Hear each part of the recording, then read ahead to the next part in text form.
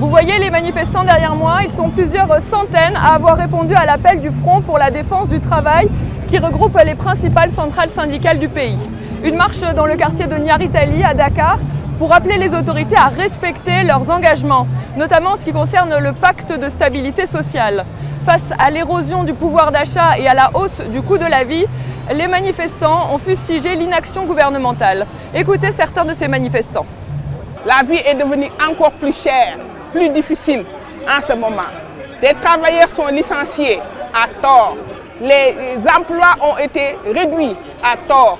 Personne n'est en reste dans, n'est-ce pas, cette situation de notre Sénégal. Ni le Premier ministre, ni le Président de la République ne sont encore intervenus dans ce problème qui dure depuis 42 jours, 43 jours, ce qui n'est pas normal. Ce mépris doit cesser. L'État ne peut pas mépriser la corporation des acteurs des transports routiers. Au niveau du port, le directeur général a licencié plus de 700 personnes. Ils sont tous renvoyés. D'autres même ont divorcé avec leurs femmes. On a même enregistré des décès. De ce fait, aujourd'hui, nous sommes confrontés dans des difficultés qu'on ne peut pas. Nous sommes tous dans la détresse. Les manifestants réclament notamment la réintégration des travailleurs licenciés dans le secteur public, l'arrêt des ponctions sur les salaires des enseignants ou encore le règlement du contentieux dans le secteur du transport.